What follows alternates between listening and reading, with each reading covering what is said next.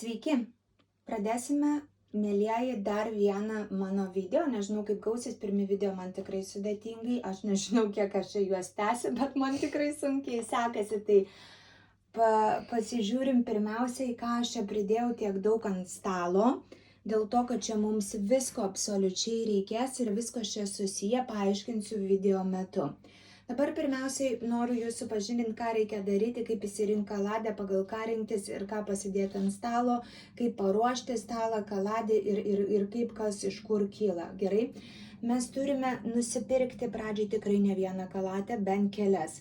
Paaiškinsiu, kodėl kelias kaladės. Dėl to, kad kaladės yra skirtingų paveikslėlių ir skirtinga nuotaika. Aš, pavyzdžiui, kai nusipirkau pradžiai knygą ir tai buvo parodom Gabrieliau va šita va klasikinė taro, man labai nepatiko, paaiškinsiu kodėl. Žiūrėkite, matote, yra va tokie va paveiksliukai, kurie visai man nepatiko, gal kam patiks. Man labai nepatinka va kada yra vien tik kardai, nieko nenupiešta, ar ten lazdos, ar ten va tokios nykios pilkos spalvos.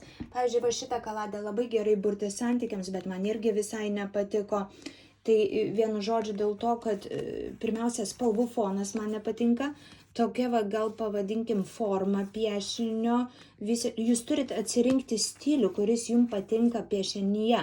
Man pavyzdžiui šičia labai mažai emocijų tose kortose ir aš praktiškai su jomis niekada neburiu. Toliau, Viskonti atseit labai gerai būrė šitos kortos, parodė Gabrieliau iš arti, bet man irgi nepatiko. Dėl ko? Vėlgi aiškinu, važiuokit 10 pentaklių. Kada paimi 10 pentaklių, tu turi matyti piešinį. Ką aš čia matau, ką man turi pasakyti. Tai aš galvoju nesąmonę, tik tai jau žmonėm, kurie labai gerai moka burti galima. Nu ir vėlgi sakau, man tas piešinys spalvos žalios rankos nepatinka, bet jūs dėl to ir rinkitės.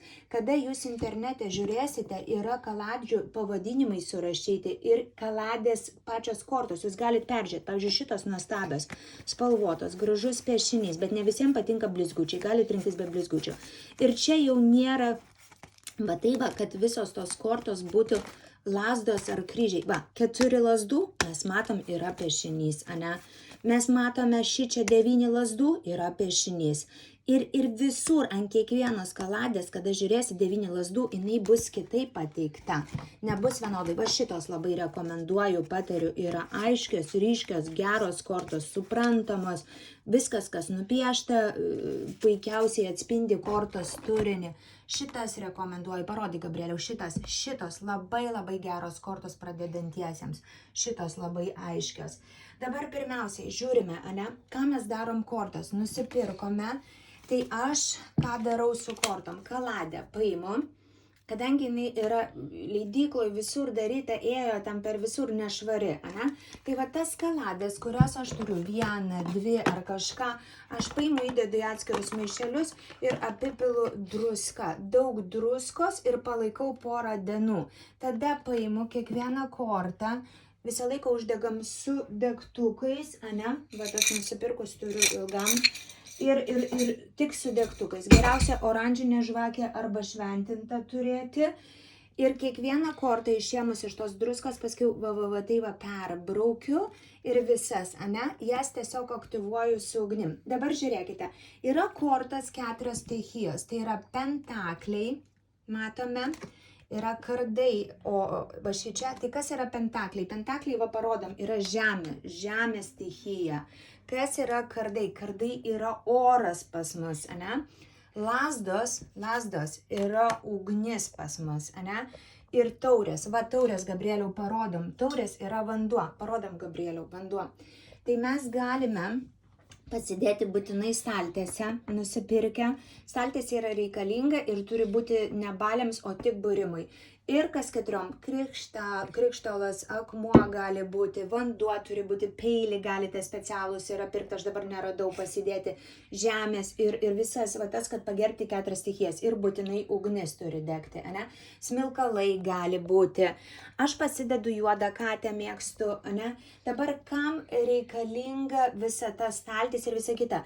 Stalas, prie kurio mes nevalgom. Stalas ir vieta turi būti nuošaly, atokiau nuo visų ir jisai toks kai altorius turi būti. Aišku, būna važiavama atostogų kažkur, nu tai tos situacijos, bet jeigu dirbat, jeigu jau dažnai būrė, tai pasidarykit vietą, kur kiti žmonės joje nebūna. Susidėjot viską ir tik jūsų. Beje, kas dažnai naudosite telefoną, pasidėt nuotrauką, kai iš nuotraukos žmogų būrėm. Labai gerai rekomenduoju stovą, būtinai turėkit, nusipirkite, ane? Taigi, mes paimam kaladę, įsivalėm, pakrovėme ir mes ją maišom. Maišom tas kortas, laikom rankoje, kalbame su jom. Mieloji kaladė, brangioji, labas, susipažinau su tavim, ką mes bursim, dėl ko mes bursim. Tai galite daugybę klausimų užduoti. Pavyzdžiui, kaip tu šiandien nusiteikusi, ne? Kokiais tu klausimais nori dirbti? Ar tu atėjai pas mane dėl to, kad tu mane pamokintum, ar tu atėjai pas mane, kad įsėtum. Čia daugybė knygose tų patarimų, norit naudokitės, norit ne, aš tiek daug nesigilinau. Aš paėmiau kaladę, nusipirkau, dėkoju, kad tu atėjai pas mane ir dažniausiai pradedu klausinėti klausimus, kuriuos aš noriu. Niekada nereikia skubėti pulti knygų pirkti. Ten daug mokintis reikšmių. Įsivaizduokit, yra 78 kortos. Vadinasi, 78 reikšmės. Aš apversiu kortą, dar 78 reikšmės. Dadėsiu šalia kortas, 7-8 su kiekviena. Čia tūkstančiai gaunasi tą vieną kortą apvirtus ir jūs neįsivaizduojat. Ir jūs galvosit, kada aš išmoksiu. Čia neįmanoma. Viskas čia įmanoma. Jūs tik neįsigaskite, nepanikuokite. Pirmiausiai pasimkit sąsiuvinį ir ištraukit kortą. Ką šitą kortą man primena, su kuo jinai asocijuojasi.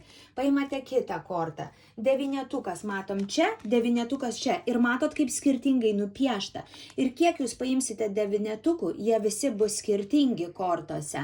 Tai už tai pirmiausiai pats geriausias dalykas, kaladės, kaip jau ir sakiau, pirkti kuo paprastesnės. Pati paprasčiausia ir tobuliausia mokslams yra Raiderio Veito Smito, klasikinė taro kaladė. Ir aš su ją patarčiau visiems naujokams mokintis. Beje, kortos turi būti saugomos. Kodėl aš čia padėjau viską?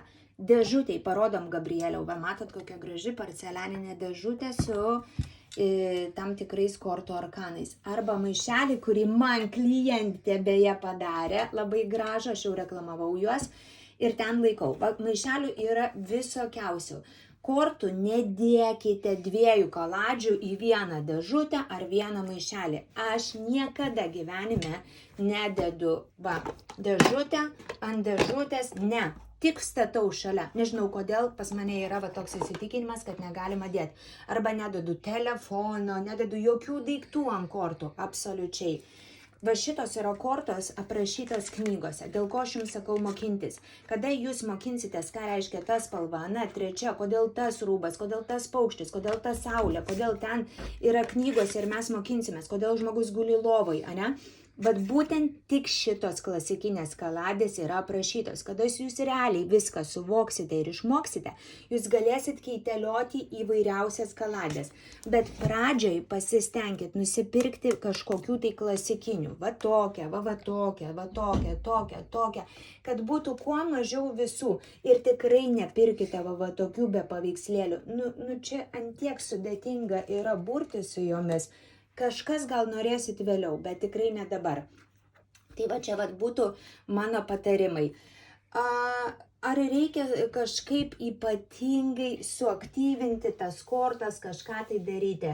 Dabar žiūrėkite. Aš manau, nereikia nieko dramatizuoti. Yra svarbiausia, kad jūs tikėtumėte tą, ką darote. Ir nebejotumėt. Žiūrėkite, yra kortos ne tam, kad jūs įbaugintų, o tam, kad atsakytų į jūsų klausimus, atsakymus. Neklausinėkit to pačio klausimo, jeigu negirdite atsakymo. Klausėt vieną kartą ir viskas. Negalima daug kartų užduoti to pačio klausimo. Jokiais būdais. Klausimas turi būti užduotas vieną kartą. Viskas. Daugiau kitaip ir būti negali būti. Dabar žiūrėkit, kada galima burti, kada negalima. Galima burti tik tuo met, kada gerai jaučiatės, kada geriau pirmos dienos pusėje mokinatės, ne vakarais, vėliau galėsite vakarais, kada nesergat, kada nepervargę, kada nesuirzė, kada nevergat, lygiai taip pat klientams. Negalima burti, kada jie serga, kada jie ant emocijų, kada pavargę. Bet šičia griežtai draudžiama tokie dalykai. Dabar neduokite kortų niekam liesti. Man yra buvę, atėjo draugė, o duok pažiūrėti, o šitą, ir žiūriu buriu ir niekas nesibūrė. Tada vėl druskai laikiau, vėl kiekvieną kortą, tai buvo labai daug vargo beprotiškai ir aš labai buvau iš tikrųjų pikta, kad aš tai padariau. Niekam negalima liesti jūsų kortų. Kortos turi būti tik su jumis draugauti, ane? Tai va čia va šitas, ane? Toliau kitas dalykas, kurį aš noriu pakalbėti, yra apie tai, kad kortos pradžioje jūs labai galite jaustis pavargę, dirbdami su kortom. Pavyzdžiui, įsivaizduokite, kaip vairuojate automobilį, ane? Pradžiai jūs įsitempę, valandą vairuojat, skauda nugarą, skauda rankas, skauda kojas, lygiai taip pat šičia. Galit netgi nervuoti, mesti, pavargti, emociškai seka. Įsivaizduokit, aš kasdien dirbu. Tai atrodo lengvas darbas, kai fani būrėja tiek daug pinigų įmačiai, taip lengvai viskas gaunasi. Ne, tu įsunkta kaip citrina jautiesi ir po to jūs turite atsigauti ar vonioj pagulėti, ar muzikos paklausyti, ar pamedituoti, ar kažką. Tai kažkokiu būdu turite įsivalyti, jeigu kažkam būrėte ir jaučiatės blogai. Arba Santo Palos lazdelės paimti, su jom prasivalyti, kad neutralizuoti tą blogą energiją. Ane? Dabar žiūrėkite, yra tuščios kortos, ane? Ką reiškia tuščios kortos? Kiekviena kaladė turi tuščią kortą. Dabar aš neieškosiu, bet būna, ane, va tokia tuščia. Tai yra nelaikas jums sužinoti. Tai yra aukščiausios jėgos, nenori jums kažko pasakyti. Arba tai vėlgi, žinote, yra labai situacija paini ir, pavyzdžiui, paskutinę minutę jinai keisis. Arba jūs labai nestabilus ir nežinote tam tikrų dalykų ir pastoviai keičiate savo nuomonę. Arba tai yra toks kaip baltas lapas, ane? Tuo metu keičiasi likimas. Jeigu ypatingai šalia tuščios kortos atsidurs, pavyzdžiui, velnio arkanas, mirties arkanas, didysis teismas, toliau griūvantis bokštas, tai gali būti tokios kardinalios likimo permainos, nelaimės ir visi tokie dalykai, labai reikia žiūrėti. Dabar žiūrėkit dar kitas dalykas, ane? Kada mes mokinsimės, kiek yra kortų, didieji, mažieji arkanai, kaip jos maišomas, ką jos reiškiasi, viskas yra palengva, ane? Nes mano vaikas šiandien serga, aš negaliu daryti didelio video, pačiai laikyti telefoną ir viską, aš nežinau, kažkaip reikės man čia viską suderinti, sunku. Tai mes labai trumpai. Taigi, pirmiausiai, ne, nusiperkat kortas, įsivalote, pakraunate. Turite staltiese vietą, būtinai kažką, kaip sakiau, vanduo, akmenys, krikštalas, peilis, visos 4 stichijos, ane, privalo būti. Kortos laikom pagarbiai pasidėję, pasisveikinam, padėkojame. Kortas, kada ištrauksite bet kurią kortą, jūs, kaip mes sakėme, žiūrėsit, ką jinai jums sako, su kuo asocijuojasi. Ilgai tyrinėkite. Tada tik tai pradėkite reikšmes. Reikšmės turi būti, vėlgi, yra senos klasikinės reikšmės, dabar yra daug jau modernių reikšmių. Jūs daug kur skaitysite apie kortas ir sakysit, nesutampa, nesąmonė, vieni sako vieną, kiti kitą. Taip, ir jūs turėsit atsirinkti, kas jums tinka, nes jūs neturite visų klausyti. Jūs turite tiesiog, kaip ir žinote, vieni patarė nešioti tą, kiti su tuo derint, kiti, o reikia žiūrėti, kas tau tinka, nes mada atėjo ir išėjo, o gali apsijuokti, taip ir su kortom. Kortos turi reikšmes, bet tai, ką sako Marytė, nebūtinai kazytei turės atitikti, ane? Dabar, kada jūs išgirstat iš korto atsakymą, negalvokite labai per ilgai, o kodėl, taip o kas, jis turi susigulėti. Kaip tešlą išmaišėte, padėjot pusei valandai. Atsakymas irgi turi susigulėti. Reikia tiesiog palaukti kurį laiką, nes po to, žiūrėkite, su kortomis mes galime keisti ateitį, koreguoti ateitį. Ir su kortomis galima tiesiog pabandyti taip. Aha, man nepatiko atsakymas, o davai aš pabandysiu savaitę, mėnesį elgtis kitaip ir po to tą patį klausimą paklausiu. Ir atkreipkite dėmesį, labai dažnai jau kortos rodo kitą dalyką. Už tai dažnai moteris sako, įsibūriau pas vieną būrėją, pas kitą ir rodė skirtingai. Taip. Dėl to, kad pirmiausiai gal tu pavargus, gal tu linksma, gal tu tokia anokia, gal tu kortas neteisingai kažkur paklausiai pati supratai, čia yra daug niuansų. Tai jūs neįsigaskite ir eksperimentuokit. Kuo daugiau eksperimentuosite, tuo labiau atrasite tai, kas jums tinka. Taigi neturėkite iš jokio ankstesnio nusistatymo, nelaukite gerų ar blogų naujienų, negalima kažko tai ten priėmiau arba atmečiau. Reikia tiesiog lankstesniems būti. Dabar dar vienas dalykas, kiekvieną dieną turite dirbti su taro kortom, nei vienos dienos nepraleiskite. Atminkite, kuo jūs daugiau laiko su kortom praleisite, tuo daugiau jūs ją suprasite, ane? Labai svarbu tikėti kortomis, ką aš jau sakiau, jos padės jums kontroliuoti savo gyvenimą, jos padės pamatyti tai, ko jūs nesuvokėte. Aišku, bus daug apmąstymų, bus tokių, žinote, ar man aplamai reikia, man nesigauna, aš ne taip tikėjausi, pabūsit kiek laiko ir pamiršit ją. Todėl, kad daug žmonių nori tapti būrėjais, bet jie neturi kantrybės. Ir tik vienetai tampa labai gerais būrėjais. Dėl to, kad tai turit pajaust, kad čia dalelė jūsų. Jeigu jūs einat prie jų ir negalit atsitraukti kiekvieną dieną, jūs tiesiog einat gultis, galvojat apie jas, keliatės, kaip man buvo. Ir jūs neįsivaizduojate dienos be kortų, nesvarbu ar šeštadienis, ar sekmadienis. Tai viskas, tai yra jūsų. Jeigu jūs priėjote savaitę kartą, ten dar kažkur, tai net nelyskite. Čia ne jūsų yra. Kortos niekada nerodys teisybės, jeigu jūs, nepajausit, neturėsite to tokio abipusio ryšio. Nerodys teisybės. Jūs tiesiog elementariai perskaitysite. Matote, čia yra tik paveikslėlis, ane? Korta yra toksai kaip nebylys, jinai nieko negali pasakyti garsiai. Dėl ko vieni tampa būrėjais, o kiti tik tai savo kažką. Atsiminkit, reikalinga iškalbė. O pavyzdžiui, aš ištraukiu šitą kortą, aš mintise galiu suprasti, o draugiai ir paaiškinti negalėsiu, kas jos laukia. Taip elementariai. Taigi bus visokie skirtingi variantai ir neįsigaskite.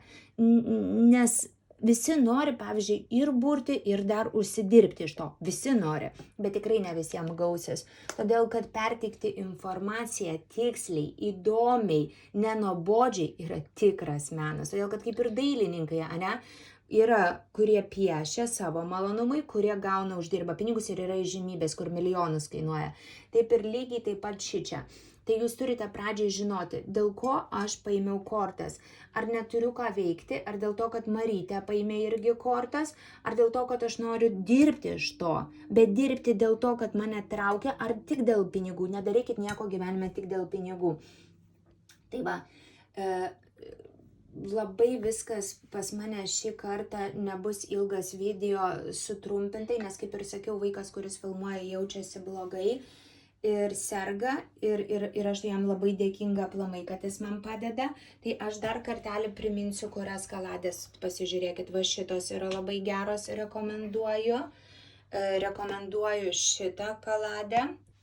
Opa, tikrai va šitą va galite atkreipti dėmesį. Šitą. Tokių kaladžių tikrai kol kas nerekomenduoju pradedantiesiems. Pavyzdžiui, yra tokia kaladė, jinai kai vašku padengta. Žinokite, ją nusipirksite, jinai graži, jinai faina, su ją viskas gerai. Gabrieliau, palaikyk, aš parodysiu kortas, kaip kad žmonės įsivaizduotų. Nufilmuok va čia. Bet jos neįmanoma maišyti. Žiūrėk, va čia va, Gabrieliau, į čia. Ir jinai neslysta. Va tai va, laikyk. Jinai neslysta, jos net neįmanoma, jinai vašku padengta. Ir jeigu, pavyzdžiui, aš noriu traukti kortą, ane, man sunku, neįmanoma ištraukti kortos. Aš suprantu, kad jie norėjo padaryti kažkokią, kai vieną atskirai lieti labai malonu, bet jų neįmanoma dirbti, neįmanoma. Tai labai gaila, nes labai brangiai sumoki ir kaip išmesti pinigai, kortos neskirtos darbui, nežinau, ką jie galvojo. Paskiau yra tokios kortos, kaip folga, laminuotas vadinasi. Jos patogu, jos ilgaamžės, jos nesušlaps, jos lankščios, bet vėlgi žinokite, jeigu pirk pačias pigiausias ir netgi būna AliExpress, visur, tos paprastos popierinės, neoriginalios, visai popierinės, jos susinešioja, jos viskas čia jau susidėvi, jeigu dažnai, bet jos tikros, žinot, jos popieris ir man toks jausmas, kad jos būrė teisingiau geriau, nes šitos irgi laminuotos ir tos spalvos tokios dirbtinės, nežinau, man tokie dalykai labai svarbu, atkreipkite dėmesį kaip jums. Tie perdėti blizgučiai, kada tu nori daryti reklaminius būrimus, tokius daugiau žmonėm nemokamus, neilgai žaidė, nemaišo, bet jeigu pastoviai burti, turi būti labai saikingai.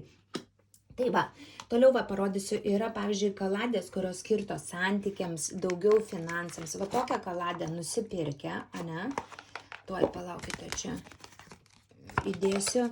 Jinai yra, matom, pinigai, vien pinigai. Jo, skirtingų šalių pinigai.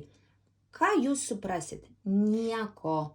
Ir jinai tik darbui ir finansams. Daugiau tik finansams, sakyčiau. Santykių su ją neišbursite.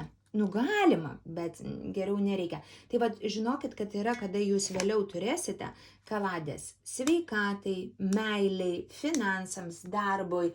Ir patarčiau tikrai turėti dar keletą kaladžių vien dėl to, kad jos turi pailsėti. Jeigu kažkas intensyviai dirba, pavyzdžiui, kaip aš, tai įsivaizduokite, buri. Negali su tą pačią kaladę burti, atėjo kitas žmogus ir vėl paėmiau tą pačią kaladę. Ne. Ta kaladė turi pailsėti. Ir aš kai baigiu, aš visą laiką mėgstu uždėti kristalo gabaliuką, kiekviena arba maišelyje įdedu turi kristalą. Aš taip jaučiu, kad ten sugeria viską. Aš nežinau, kiekvienas įsitikinimą turi skirtingą. Tai brangieji, žodžiu, labai trumpai, neįsiplečiant, aš jums bandžiau viską paaiškinti, kaip kas kur pačioj pradžioj, tiesiog kaip tik nusipirkti, kaip pajusti, kaip užfiksuoti tą energiją prieš pradedant burti, kad tai turi būti tylu, ramu, kad niekas neturi skambinti, pertraukti. Jau, suprantat, kaip ir su mašina vairuojant. Taigi negerai, jeigu ten vaikai verks, dar kažkas šuolos, jūsų dėmesį nemokančiam vairuoti atitrauks. Tai lygiai taip pat. Kada jūs mokėsite burti idealiai, tada taip, jau ten yra kitas reikalas. Bet pačioj pradžiai pasistenkite, kad viskas būtų ramu ir jum komfortiška. Ir tikrai pasiūlyčiau, kaip ir sakiau, nesijuokti šitų dalykų, kad turi būti žemės, turi būti vandens, turi būti visos tos stichijos pagerbtos ir taip simboliškai pasidarykite tą stalą. Netgi kada jau priprasit ir ilgai dirbsite, tai turi būti labai svarbu. Ar dažnai reikia valyti kortas, kaip jas valyti ir taip toliau mes šnekėsime. Apie visus pažinimas kortų, derinimus mes šnekėsime. Tiesiog šiandieną buvo toks trumputis įžvalginis video. Ačiū labai jums, kad esate. Jeigu patiko, spauskite like. Jeigu norite sekti mano video, prisijunkite ir žodžiu, iki sekančio susitikimo. Labai ačiū, kad esate su manim.